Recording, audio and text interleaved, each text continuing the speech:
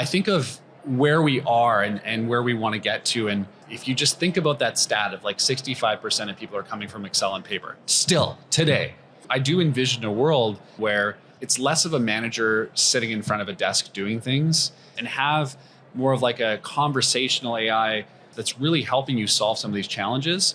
How do we use things like voice, AI to sort of allow that experience to be even better, quicker, more seamless, to do some of those more critical things that you have to sit in front of a computer to do today.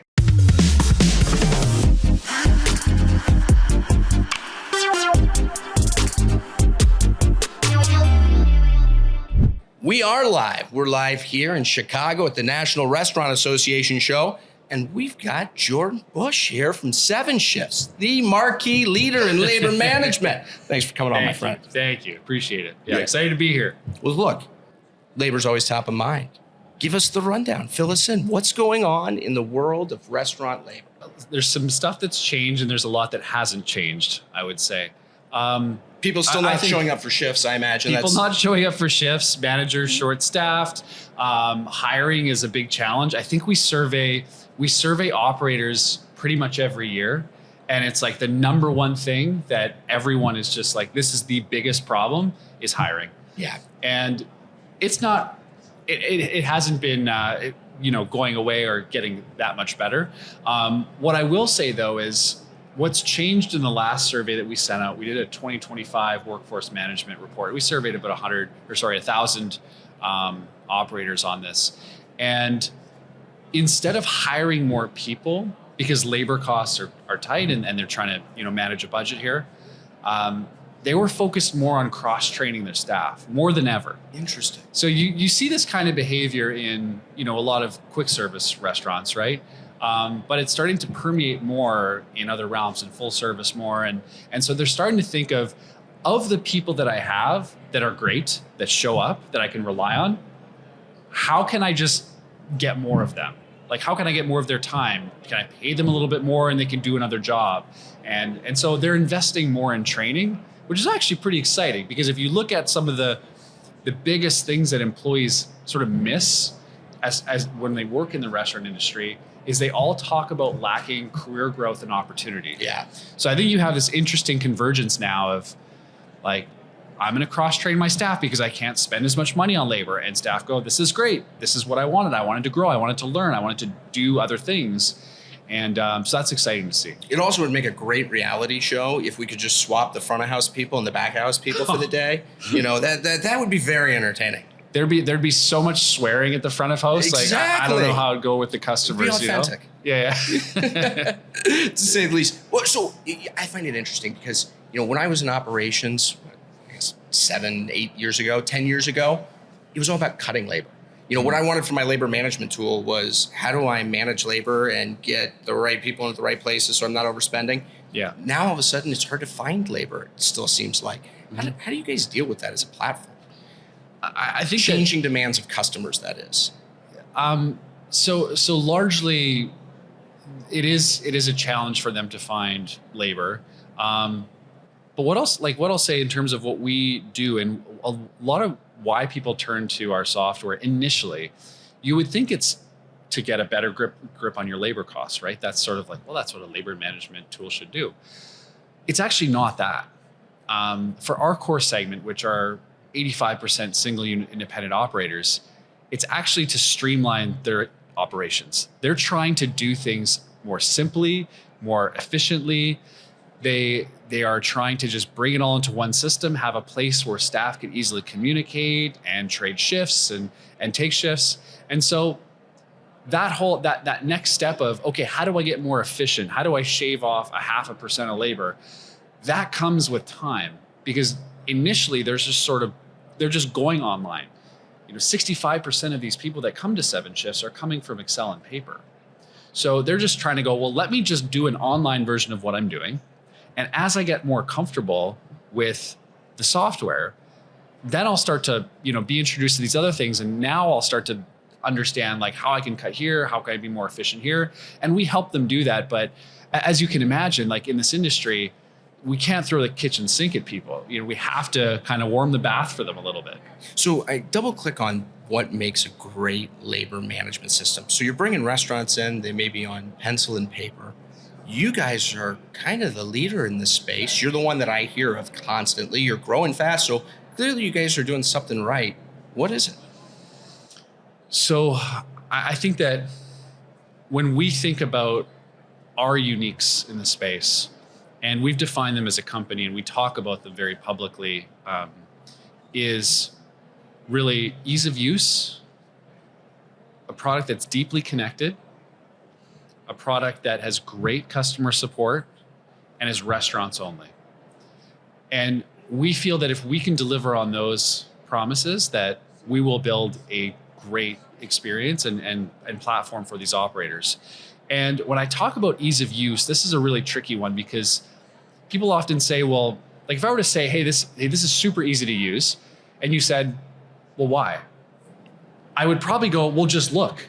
Just look at what I'm doing. Like, doesn't that look easy? Well, also ease of use and how powerful it is are often kind of, on opposite ends. I can make something really easy, but I'm not going to be able to go very deep with it. Right. And I think the first thing is what we try and get people to experience. Like, we want people to have that. It's an emotional connection that you have when you use something that's easy. It's not a feature. It's an entire experience that when you're using a product. So that's where we go deep on. And then you sort of unlock those other powers you're talking about.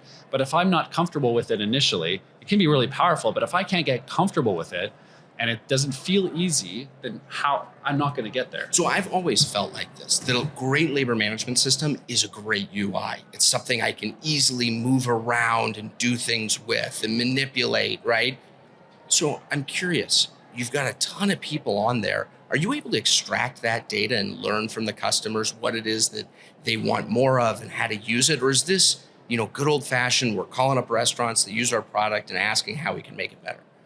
We talk to a lot of customers. There's roughly 50,000 restaurants using 7 shifts. 1 in 9 restaurant workers in the US actively use it. So we benefit from this user base to understand more deeply how we can continue to improve the product. And if you think of 7 shifts early days, like we were so close to every customer. And as we've grown, we've had, and myself specifically, I've had to be very targeted in terms of who we speak with. And you still have sort of those VIP folks where you just, I'm sure you guys do too, right? Where you've got those people that you champion and like, they just sort of they're sort of on the same page as you in terms of your vision, and their word just carries so much more weight. But what I will say in terms of your question of like what makes a labor management system great, something that I left out, which is actually a really important aspect, is the connection of all of those pieces within the vision around labor management.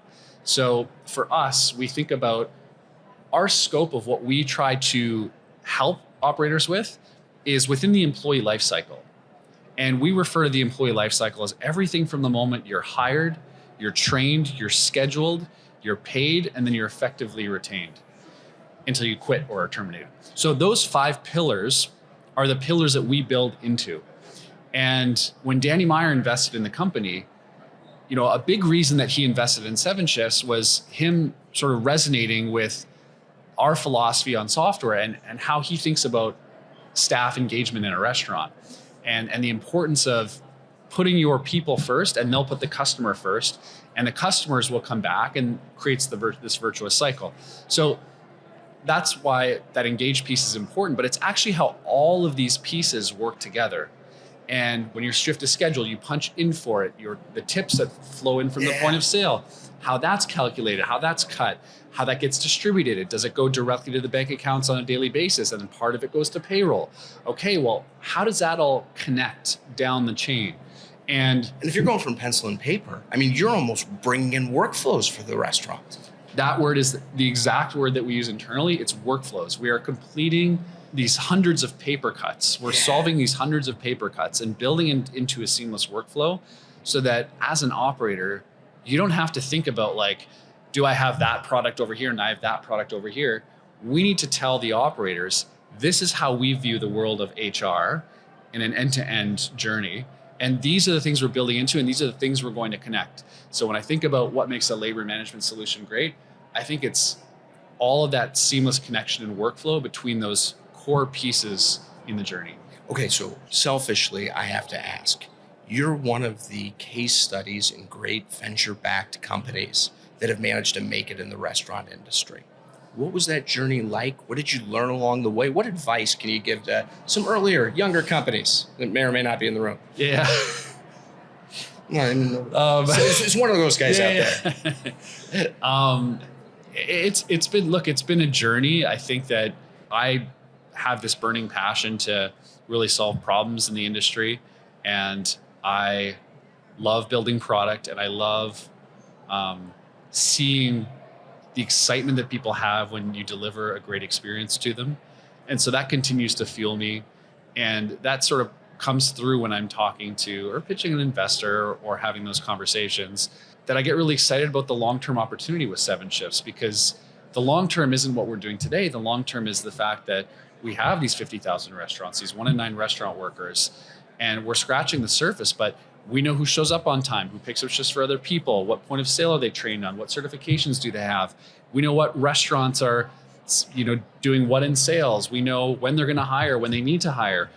And we can predict turnover in our system due to our Engage product. So I think of the long-term opportunity as, how do we take this essentially network of hospitality excellence and workers and operators, and help operators find better people when they need them, and help workers find a place that meets their needs in terms of availability preferences, wage needs, and all of that, where we can help bring up and bolster an industry and make it more successful when both sides win. And I think that I get excited about more of the network of what we're about to create and how that's going to help the industry. So talk to me about what you're going to create, because I always sit here and think, one of the biggest macro trends that's going on today is AI. It seems like it's going to affect all aspects. Labor management in restaurants, it's still the people business. We're going to need people to create hospitality jobs. So, the product's probably still there, but how does it evolve? How does AI get infused? How do you think about the future? Or does AI not even fit into the puzzle when you say where we're building to? I think AI plays a very big role in what we're building into. I think of where we are and where we want to get to, and largely, again, like if you just think about that stat of like 65% of people are coming from Excel and paper still today. So I think that there is a journey, and we've got to bring people through that journey, and first bring them online and get them used to it, and sort of be able to then provide them with better insights where they can action more efficiently and all of that. But I do envision a world in sort of that HR platform world where it's less of a manager sitting in front of a desk doing things. You might be on the go. You might be talking into your phone. You might be saying like, are there any compliance concerns for Tuesday night? Or like, when do I need to run payroll by? Are we missing any punches? And have more of like a conversational AI kind of bot in the background that's really helping you solve some of these challenges. And even as it comes to making modifications to shifts, I think of managers that I've seen leaving themselves voice notes in the restaurant for each other. And I think that, that's way faster than sitting there and hitting buttons on a keyboard on your phone. So how do we use things like voice, AI to sort of allow that experience to be even better, quicker, more seamless? But we're sort of in a stage right now where I think everyone's just really giving deep insights on the data they have. They're saying, if it's like a guest management tool, they're saying, well, here's what all the guests are saying. Here are the positive things, here are the negative things. I think that's what we're seeing a lot of right now. But I do start to think that there's a world where it gets deeper in terms of the back and forth dialogue that you might have to do some of those more critical things that you have to sit in front of a computer to do today. Well, you talk about the dialogue. I had a conversation with a restaurant chain franchisee a couple of weeks ago, and they literally said, we've been discussing you guys via 7 Shifts, because that was their communication method. Oh, really? So you must have some kind of communication on there. Oh, yeah. No, we have basically, like, we tried to build something akin to a Slack, but for restaurant workers within 7 shifts. It clearly is working. That's great. how our customers are working. That's awesome to hear. Maybe we'll replace WhatsApp one day. Yeah. Yeah, those like tiny people guys. at Meta, like, they. Yeah. Restaurants are coming for you. That's the in there. Well, what else is on the roadmap for you? Yeah, so I think some of the things around AI that we talked about, those are things that we're thinking about. We've even done some experiments internally with. But when I think about this year, we're going really deep with payroll. We're seeing a lot of success there. Again, when I come back to tying those experiences, scheduling, tip management, payroll, we're one of the only systems that goes end to end and that does that in the industry. And so spending as much time as we can to go deep and really get rid of more of those paper cuts. And so that's where we're spending a lot of time this year. And we've also are about to roll out some multi-location support for payroll, which is exciting in the next month. And we're also spending some time evaluating training. And just not only given some of the reporting and some of the data that we've seen from our customers of what they're asking for, but this overwhelming feeling of folks saying, well, we need training. I don't know if I want another app. All of my workers are staring at 7 shifts every day anyway. Why can't you just do something simple for them? So it's an area that we're looking into and we're spending some time in. So I think it's past the statute of limitations, so I can say this, but I am sure I was in violation of all kinds of labor laws when I was running restaurants. It's a lot. Every county's different, states are different. I would actually think that's one of those things that AI is really good at updating and informing the restaurants. If I just didn't have to stress, maybe I wasn't in violation. Maybe I was doing everything by the book, but I didn't know. Yep. Like that peace of mind, that goes a long way. It should be on autopilot. Compliance should be autopilot. You shouldn't have to overly think a lot of this stuff and try and manually do it. It's one thing for a tool to alert you of something. It's another thing to say, here's what you should do next. And I think that next mile is where most products fall short. And I think that it's to me, and what I ask our product team is, we're going to do this. Okay, so what? Then what? And I think through that questioning of then what happens, you start to push into this world of like you're getting to where you can actually solve it for them. You're not just calling out an alert. That's like 1990s design. Like we got to actually solve it for them and then tell them like, this is what we're going to do. Are you okay with it? And then let them decide if that's okay with it. But definitely don't tell them it's like just saying the kitchen's on fire. You'd be like, well, get the fire extinguisher, put it out. And like, you know what I mean? Like you have to provide more than just an alert. Let's hope they don't need an AI agent to let them know to put the kitchen fire out. Yes. That would not be a good thing. Hopefully that's auto. I think one of the things I respect about you most is this. You're out there empowering the independent restaurants. Those are the heartbeats of our community. They're not also the easiest to work with. It's a hard path to go out there and help these, family-owned, run, and not just go after the McDonald's of the world. Walk me through the thought process there. Yeah, this is, we sort of stumbled into this a little bit. Like my dad was a franchisee for Quiznos, but he only had 2 locations. I'm not judging. I was franchisee at Jimmy John's. So we weren't toasted. Yeah. Toasted tastes better. Yeah, it does. Now everybody toasts. We're now toasting, I guess. Yeah, it's revolutionary.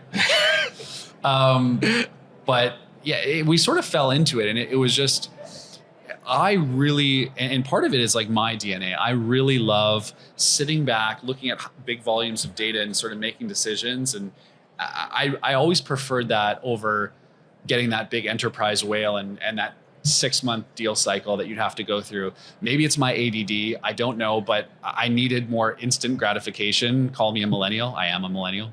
But I needed something more fast paced where I could get things out there. I could see that feedback happen really quickly. And that meant independence. I think there's a big opportunity there as well. And a lot of people, when we started, shied away from independence because they felt, well, why would you target an industry like restaurants, first of all, and now you're going to target the ones that are the least willing to pay for stuff? And I don't even think it's the least willing to pay so much as the least amount of time to dedicate. That's right. 100%. And they're fighting so many fires. Yeah. And definitely when we were starting, we were not priority 1, 2, 3. We weren't even priority number 10.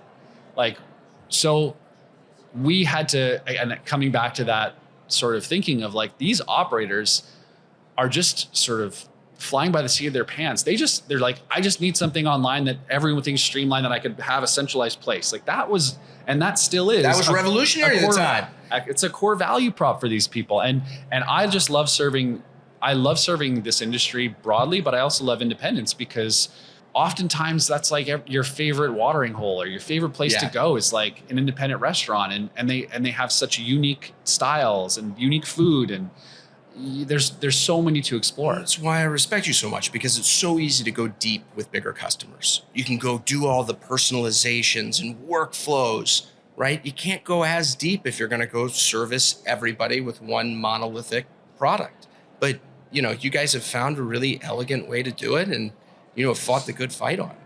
Yeah, thank you. It's fun every day. I get to build for all of these folks, and again, like my currency is like, how excited are these operators when we roll something new out and change something? Like nothing makes me more happy. And I always there's no amount of money you could pay me that gives me that sense of satisfaction. I can feel it. I mean, like literally, it's just like palpable. All right, so it's a couple fun questions at the end. Yeah. 7 shifts, the name. Where'd you come up with the name? I wish it was more creative than this, but it's 7 days a week and work shifts. So I don't want to be flippant, but aren't there double shifts? Can you work a double shift? There's double shifts. 7 shifts sounds way better than 14 We should have shifts. called it like 7 Clopins or something. You've got my favorite logo, the 7 with the clock. Yeah. That's good stuff. Did you see our new brand too? New logo? No, I don't think so. I mean, it's been out for a few months now, but this isn't it, right? This is it. This is it? The old one was the orange. I liked the orange. Did you? I did. A lot of people liked it. Is it going to come back? Well, retro? There's some swag that we've kept that's retro that like I'm hoarding. Yeah. Because I love it. It's classic memorabilia. It is. It's very nice. All right. So early on, you had to make some mistakes. What were the biggest mistakes you made? What was a funny time where you screwed up everyone's label schedule? No one showed up. We've all done it. You got any good ones? Yeah, there's been a few. One was a deal that we had closed from a competitor. We were 3 people at the time. And this competitor, we're moving off their time clocking to our time clocking. And I remember my co-founder, Dre, gets off the phone and she's like, all right, we need to build time clocking. Because we just told this person we're going to move. Yeah. Oh, of course we have that. Of course. So we were just worked all through the night, many nights, building time clocking. And they came on board and it was buggy. And it wasn't working well. And then we fixed the thing and then we'd ship the next thing. And I was on Pacific time and they were an Eastern juice bar that opened at like 7 a.m. So it was 4 a.m. when my phone would ring every single morning. And I'd just get an earful of swearing and then I'd like hang up. But you didn't erase all of the time clock, did you? Well, we screwed a bunch of it up. Oh. So like that was as bad, right? Erasing might actually be better. And so we went to the wrong store. And anyway, we learned a ton, and ultimately that customer churned off of our product like a year later. Like we should have.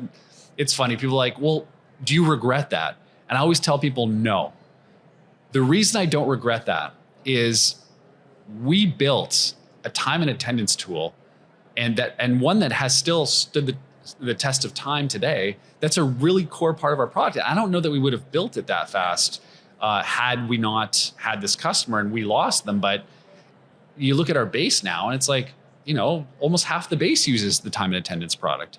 So it's such a core fundamental piece, but we did go through some emotional roller coasters building it.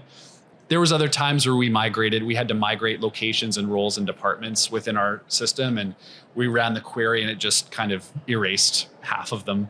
And that was another night where I think we were probably 7 or 8 people. We were just sleeping in the office, watching Family Guy on Netflix all night.